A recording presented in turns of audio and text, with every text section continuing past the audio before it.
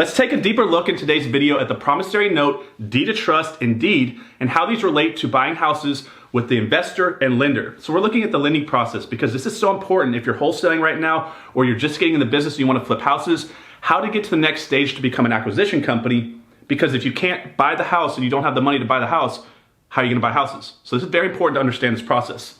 So let's take a look at this as a case study. This is going to be you right here, the investor. You found this house right here. This is a good deal.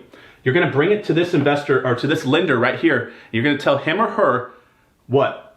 I need money, but I have a deal and there's equity in the house. The homeowner is willing to sell you the house at $40,000, which is a good price for this house, because once it's fixed up, you'll have an after repair value of $100,000. So once you fixed up the house and it's all shiny and new, it could sell for $100,000 as far as appraised value. It's going to take $30,000 in repairs to get it there. So you can buy a house for $40,000, put $30,000 repairs into fixing the house up, and you can potentially sell it for $100,000. So what this means, guys, is you need money. You need a $70,000 loan. This lender is protected. They're saying, I need protection. So they're protected by the equity in the house, a 30% leverage position, so they're safe with the equity level. But they also want to make sure that they're protected just giving you the money. They're not just going to loan you the money with nothing as far as an asset backing it. So how do we make sure the asset is backing the loan? So here, guys, we're going to break down the promissory note, deed of trust, and deed. Now, guys, I'm not an attorney. Check with your local real estate attorney before you ever start doing deals, but this is important to understand. So here's how it works.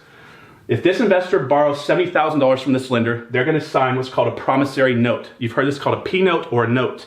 You've heard about note buying, note investors, selling notes, partial notes, things like that. We're talking about the agreement or the IOU, okay? So the promissory note is basically the IOU between the investor and the lender here.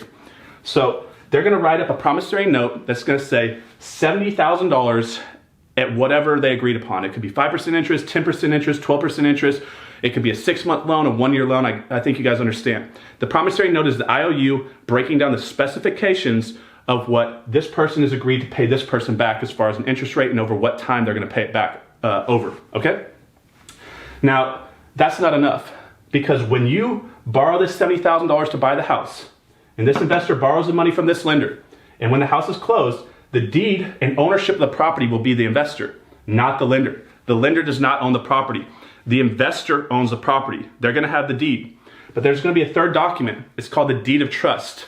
So you're going to have a promissory note, a deed, but the deed of trust. Now, what is the deed of trust? So the best way I can describe this, guys, is this is a form of leverage. It's a security instrument to protect this lender.